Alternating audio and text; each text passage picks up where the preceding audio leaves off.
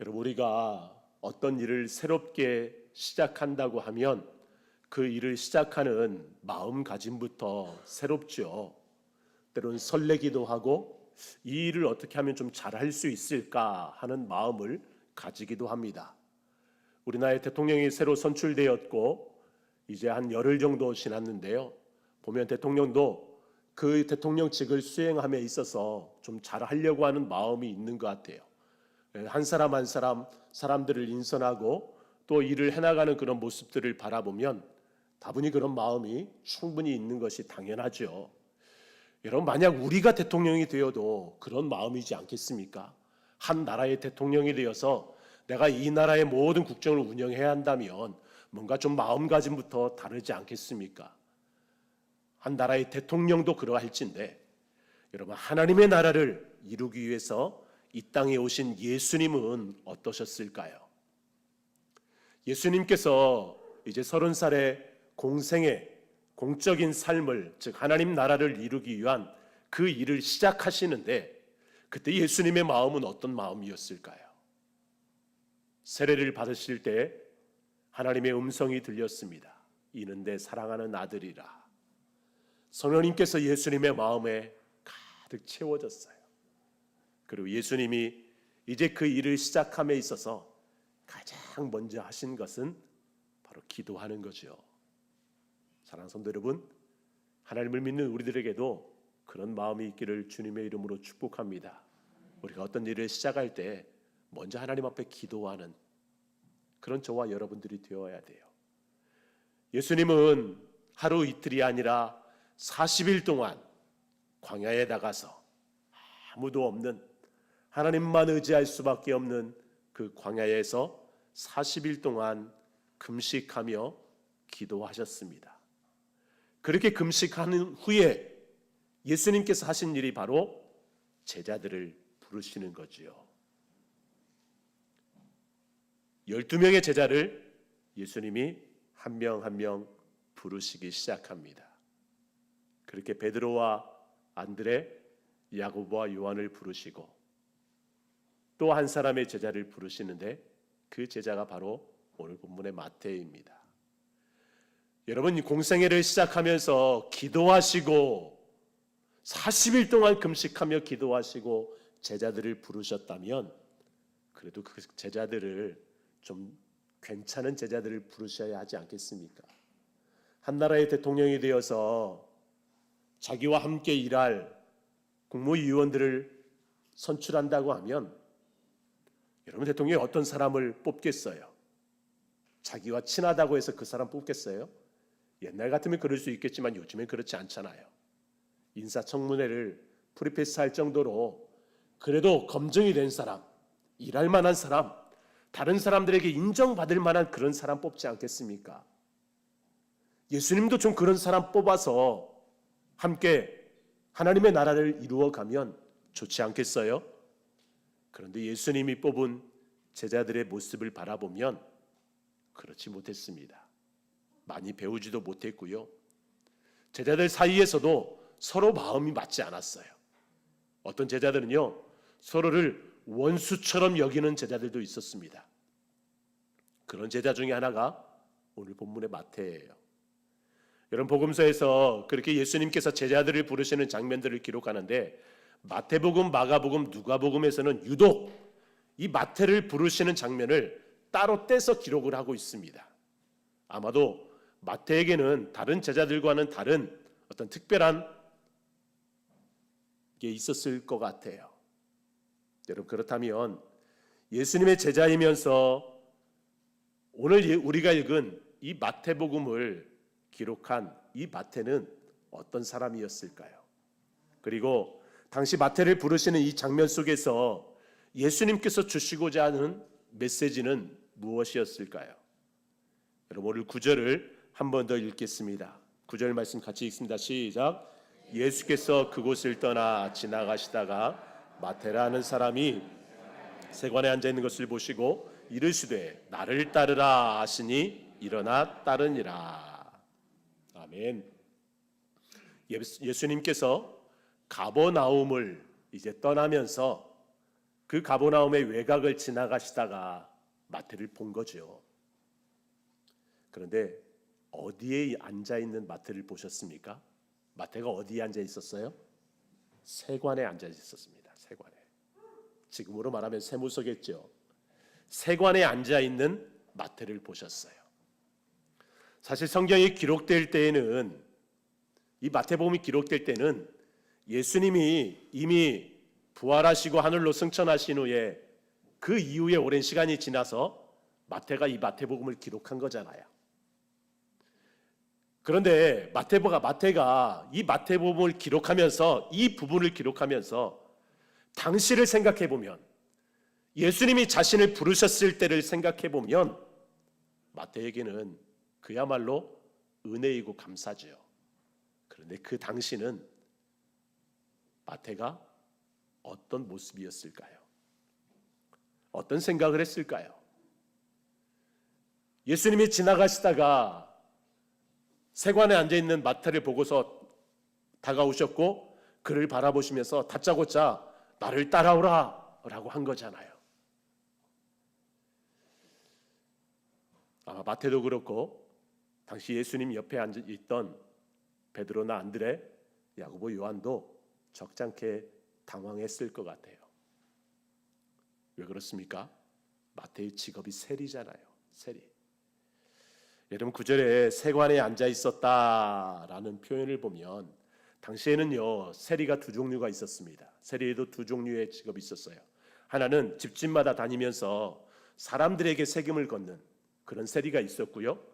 또 하나는 지금 이렇게 세관에 앉아서 가버나움 지역의 세관에 앉아서 그곳을 지나다닐 때 사람들이 내는 통행료 그리고 무역을 할 때 가버나움이란 지역은 지리적인 특성상 가버나움을 통해야만 갈 수 있는 그런 지역이었습니다.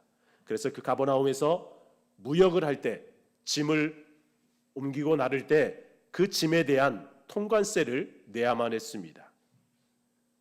그러니 당시 가버나움의 세관에 세리다 하면 굉장한 힘을 가지고 있었어요.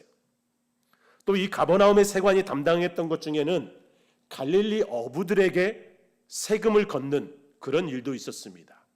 그렇게 보면 갈릴리에서 어부로 살았던 베드로나 안드레, 야고보, 요한 또한 마태는 이미 익숙한 사람일 수도 있습니다. 문제는 당시에 이런 세리들이 정당한 세금만 거둬들이면 괜찮은데 세금의 별도의 수수료를 과도하게 부과해서는 그것을 자신의 수입으로 삼았다라는 거죠. 당시 세리들은 그렇게 권력을 가진 로마의 편에 서서 피지배민들인 유대인들이나 또 다른 사람들을 착취의 대상으로 삼았습니다. 그렇게 유대인들에게 있어서 세리들은요 같은 유대인이지만 같은 동족이지만 로마에 협력하는 로마의 앞잡이로 여겼고요. 당연히 경멸의 대상이고 심지어는 이방인처럼 여겼어요. 함께 하지도 않았습니다. 그런 마태를 보시면서 예수님이 지금 따라오라라고 말씀하시는 거죠.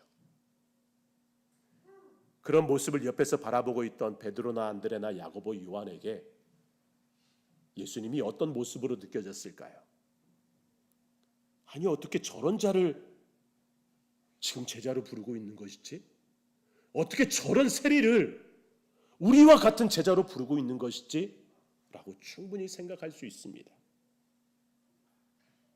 더 충격은 마태의 모습이죠. 예수님이 부르면 거절할 것도 같은데 말씀해 보니까 그 즉시 일어나서 따랐다라고 말합니다. 여러분 마태가 어떤 마음으로 예수님을 따랐을까요? 사실 마가복음과 누가복음에 보면 마태의 또 다른 이름이 나옵니다. 바로 레위입니다. 레위. 마태는 헬라식 이름이고 레위는 히브리식 이름이에요. 지금 시대로 말하면 우리나라에 살면 당연히 우리나라 이름을 쓰죠. 그런데 우리가 외국에 나가서 살거나 미국에 나가서 살 때, 외국에 나가서 살 때는 그 나라의 이름을 가지고 있잖아요. 히브리인들이기 때문에 당연히 태어날 때부터 히브리식 이름을 가지고 있습니다. 그게 레위예요. 그런데 헬라 문화권에서 살아가는 당시에 헬라식 이름을 또 하나 가지고 있었어요. 그게 마태입니다. 마치 사울과 바울처럼.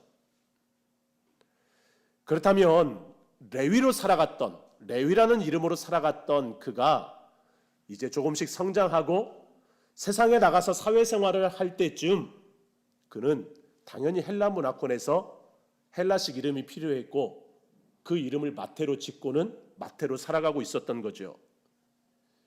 그렇다면 원래 그가 가지고 있었던 히브리식 이름인 레위라는 이름을 살펴봅시다. 여러분, 이스라엘의 역사 속에서 하나님께서 특별히 구별하여서 성전에서 제사하는 일을 할 수 있도록 맡긴 그런 지파가 있어요. 어떤 지파죠? 레위 지파입니다. 레위 지파. 이 레위 지파는 특별히 하나님께서 성전에서 일할 수 있도록 하신 거룩한 지파예요. 제사장적 직분을 감당하는 지파죠. 여러분, 레위가 레위라는 이름을 가지고 있었다라는 것은요, 그 레위의 후손일 수도 있고요, 그렇지 않더라도 그 부모가 레위라는 이름을 지어주었을 때는 정말 레위처럼 하나님 앞에서 헌신하며 하나님을 위해서 살아갈 수 있도록 하는 마음에서 레위라는 이름을 지어주었지 않겠어요? 여러분, 부모가 자녀들의 이름을 지을 때 아무렇게나 이름을 짓나요? 그렇잖아요. 히브리인들은 더더욱 그렇습니다. 그런데 지금 그의 현재의 모습을 보세요. 그 모든 것을 다 뒤로 하고 물질의 만족을 위해서 세리의 길을 걷고 있습니다.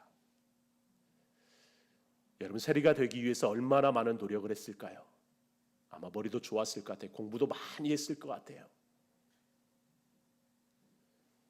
그는요, 어떤 직업을 선택할까를 결정 지을 때 세리라는 직업을 선택했습니다. 그 세리라는 직업이 어떤 직업인지 몰랐을까요?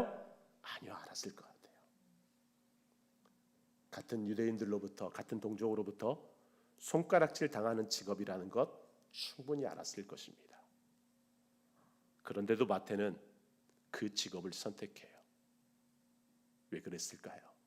그 직업이 가져다주는 힘이 있었기 때문에, 그 직업이 가져다주는 만족이 있었기 때문에 그렇죠. 세상에서 누릴 수 있는 물질의 만족과 권력의 힘을 가지고 있을 수 있기 때문에 그랬습니다. 마태는 아마 그런 세리의 직분을, 세리의 자리에 앉아 있으면서, 세관의 자리에 앉아 있으면서 늘 마음속에서는 나는 레위인데 어쩌면 늘 마음속에서 갈등이 있었고 고민이 있었을 것 같아요. 여러분, 그렇잖아요. 우리가 신앙생활하면서 하나님의 자녀로 살아가야 함에도 불구하고 때때로 세상 속에서 방황하고 헤매일 때 나는 하나님의 자녀인데, 우리 부모님이 나를 기도로 낳으셨는데, 때때로 그런 삶을 살아가는 사람들을 우리는 보잖아요. 내가 있어야 할 자리는 이 자리가 아닌데, 그럼에도 불구하고 현실의 삶에서 내가 누릴 수 있는 만족을 위해서 살아가고 있는 그런 사람들이 많이 있잖아요. 어쩌면 마태는 그렇게 많은 갈등과 고민 속에서 여전히 그 자리에서의 삶을 살아가고 있었을 것입니다. 그리고 그때 예수님이 자신에게 다가오셔서 자신을 바라봐요. 여러분, 마태는 예수님의 눈에서 무엇을 느꼈을까요? 자신을 바라보는 예수님의 눈을 바라볼 때 어떤 마음이었을까요? 그리고 예수님이 나를 따르라 라고 했을 때 마태는요, 더 이상 주저할 수 없었어요. 자신이 앉아있는 그 자리가 권력의 힘을 등에 업고 있는 자리이기 때문에 누구든지 거침없이 상대할 수 있는 자리였습니다. 누구든지 거침없이 상대할 수 있는 그런 자리였어요. 세상적으로 많은 물질의 만족을 누릴 수 있는 자리였습니다. 마가복음에서 마태가 큰 잔치를 열었다라고 하는 것을 보면, 여러분, 세리의 직업을 통해서 마태는 큰 부자가 되어 있었습니다. 여러분, 어찌 보면 이런 마태와 같은 자리, 이 시대 많은 사람들이 앉고 싶어하는 그런 자리가 아닐까요? 사람들에게 조금 미움을 받아도, 때로 왕따를 당해도 내가 세상에서 어떤 힘을 가질 수 있다면, 어떤 물질의 만족을 누리면서 살아갈 수 있다면 뭐 그것쯤이야 괜찮아 라고 생각하면서 그런 삶을 여전히 살아가고 있는 사람들이 여러분 많이 있잖아요. 마태 또한 처음 세리라는 직업을 선택했을 때부터 그런 마음이 계속 있었을 거예요. 그랬던 그가 오늘 예수님의 부르심에 즉각 그 자리에서 일어나 예수님을 따릅니다. 특별히 여기서 일어났다라는 표현은요, 일어났다는 표현을 누가복음에서는 뭐라고 표현하냐면 모든 것을 버리고 예수님을 따랐다라고 표현해요. 모든 것을 버리고. 성경에 보면 베드로 또한 모든 것을 버리고 주님을 따랐다고 스스로 말하는데요, 사실 베드로는 그러지 못했습니다. 처음에는 배를 버리고 예수님을 따랐지만 나중에는 다시 또 그 배로 돌아와요. 그런데 마태는 어때요? 모든 것을 버리고 예수님을 따랐습니다. 그 이후에 마태가 다시 세리가 되었다는 말은 성경에 없어요. 쉽지 않은 결정이었습니다. 상당한 부자로 살았던 마태로서는 쉽지 않은 결정이죠. 그러나 그럼에도 예수님을 따랐던 것은 자신을 바라보시는 그 예수님의 눈에서 자신을 향한 하나님의 마음을 보았기 때문이었지 않을까요? 나를 따르라는 예수님의 말씀 속에서 내가 있어야 할 자리가 어디인지를 깨달았기 때문이 아니겠습니까? 마태의 자리가 아니라 레위의 자리가 내가 있어야 할 자리라는 것을, 로마를 위해서 열심히 일했던 그 자리가 내 자리가 아니라 하나님 나라를 위해서 일해야 하는 그 자리가 내 자리라고 깨달았던 것 아니겠습니까? 예수님이 찾아오신 순간 마태는 예수님을 영접해 버립니다. 예수님을 영접해요. 그리고 자신의 집에 예수님을 모셔서 큰 잔치를 엽니다. 그런데요, 성경에 보니까, 오늘 말씀해 보니까 그 잔치 자리에 함께하고 있는 사람들이 있었어요. 누가 함께하고 있어요? 자신과 같은 세리들을 초대했습니다. 그리고 당시에 죄인 취급을 받던 많은 사람들, 창기들과 많은 연약한 자들, 부족한 자들을 초대했어요. 여러분, 마태가 왜 그들을 초대했겠어요? 예수님만 초대해도 괜찮을 때 왜 그들에게 예수님 앞에 나오라고, 왜 자기 집에 초대했겠습니까? 그들에게도 예수님이 필요하기 때문에 그렇지 않겠어요? 그 예수님의 은혜, 예수님의 사랑을 나만 누릴 것이 아니라 여전히 나처럼 그 은혜가 필요한 사람들에게 예수님을 소개하고 있는 거죠. 그렇게 마태는요, 예수님을 만난 순간 삶의 패러다임이 바뀌었습니다. 율법을 너무나 중요하게 여겼던 바리새인들은 이런 상황이 이해가 안 되죠. 바리새인들뿐만이 아니라 제자들 또한 적지 않게 그런 모습들에서 당황스러운 마음을 가졌을 것 같아요. 말씀해 보니까 바리새인들이 예수님께 와서 따지는 게 아니라 제자들에게 따지고 있어요. 여러분, 무슨 의미일까요? 제자들도 지금 당황해하고 있었을 때 바리새인들이 지금 그 제자들의 마음에 불을 지피고 있는 거지요. 다그치면서 말합니다. 야, 니네는 좀 다르잖아. 근데 니네 선생은 왜 그러냐? 왜 니네 선생은 세리와 죄인들과 함께 식사하냐? 야, 이거 좀 뭐 이상하지 않니? 라고 말하는 거죠. 아직 상황 파악이 되지 않은 제자들도 당황해하고 있을 때 예수님이 바리새인들을 상대해야 합니다. 예수님 뭐라고 말씀하셔요? 오늘 12절 13절 같이 읽겠습니다. 시작. 건강한 자에게는 의사가 쓸데없고 병든 자에게라야 쓸데있느니라. 너희는 가서 내가 긍휼을 원하고 제사를 원하지 아니하노라 하신 뜻이 무엇인지 배우라. 나는 의인을 부르러 온 것이 아니요 죄인을 부르러 왔느니라. 아멘. 저를 따라서 한번 할까요? 나는 긍휼을 원하고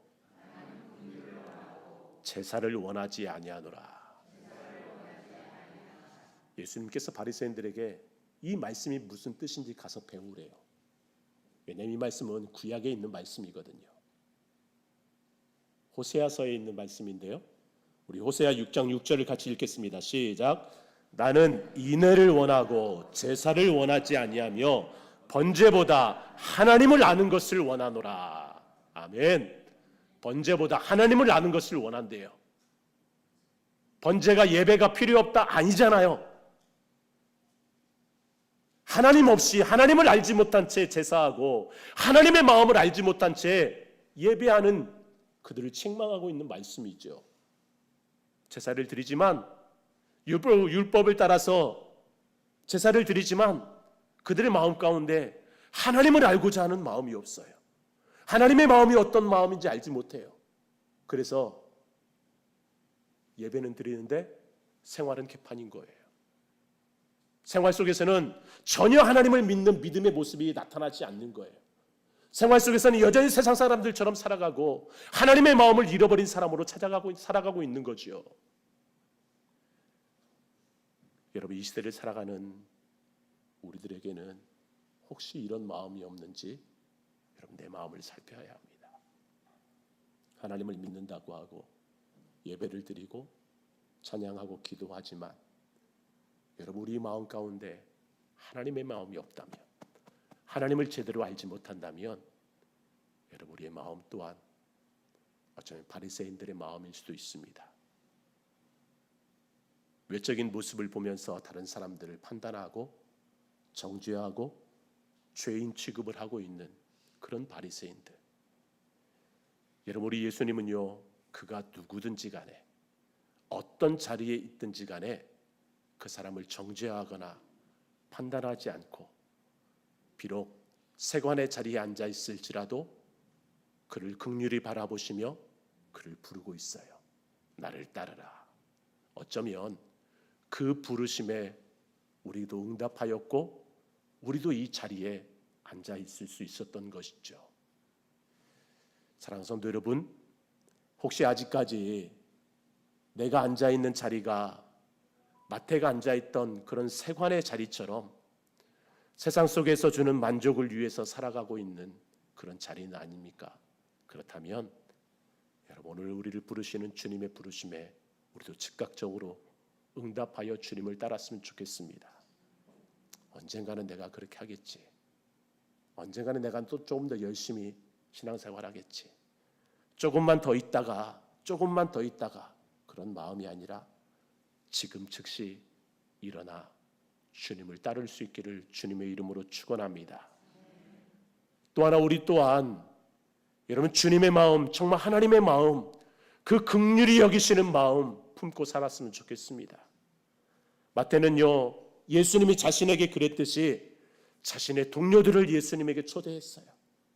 그리고 당시 죄인으로 취급받던 자들에게 즉각적으로 예수님의 마음을 나누었습니다. 여러분 이것은 자신을 향해서 손가락질하던 그 유대인들에게도 같은 마음이었어요. 대부분의 사람들은요, 자신의 부끄러운 과거를 숨기려고 합니다. 그런데 마태는 자신이 쓴 마태복음에서조차 여러분 어떻게 해요? 자신을 마태라고 부르고 있어요. 세리라고 부르고 있어요. 이 마태복음을 기록할 때는 이미 그 자리에서 떠났습니다. 이미 레위의 자리에 앉아서 하나님 나라를 위해서 살아가고 있었어요. 그럼에도 불구하고 여전히 자기 자신을 세리라고 마태라고 기록하고 있습니다. 여러분 왜 그럴까요?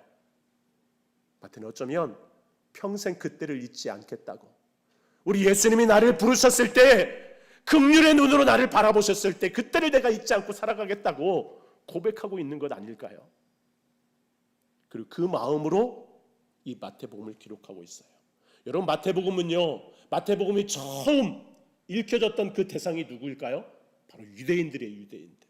마태복음은 유대인들을 위해서 기록했습니다. 그렇다면 자신을 향해서 손가락질했던 그 유대인들을 향해서 나도 그런 때가 있었다고, 우리 같이 하나님의 마음 좀 알자고, 우리를 향한 하나님의 마음 알자고 그렇게 고백하고 있는 것이 아니겠습니까? 그리고 우리 주위에도 보면 여러분 겉으로는 외적으로 보기에는 보이지 않지만 하나님의 긍휼하심이 필요한 사람들이 있습니다. 여러분 원하기는 내 주위를 바라보면서 외적인 모습에 혹은 내가 생각하는 어떤 종교적인 잣대로 그 사람 바라보지 마시고요. 나를 바라보셨던, 나를 부르셨던 그 하나님의 마음, 긍휼의 마음으로 그 사람을 바라보시고 그 사람에게도 여러분 나를 통해서 나타내고자 하시는 하나님의 긍휼하심을 나타낼 수 있기를 주님의 이름으로 축복합니다. 우리가 살아가는 이번 한 주간 그렇게 하나님과 함께하는 자리로 돌아오시고 우리 주위에 있는 사람들에게 나를 통해서 긍휼히 여기시는 하나님의 마음이 나타날 수 있는 그런 삶을 살아가기를 주님의 이름으로 축복합니다.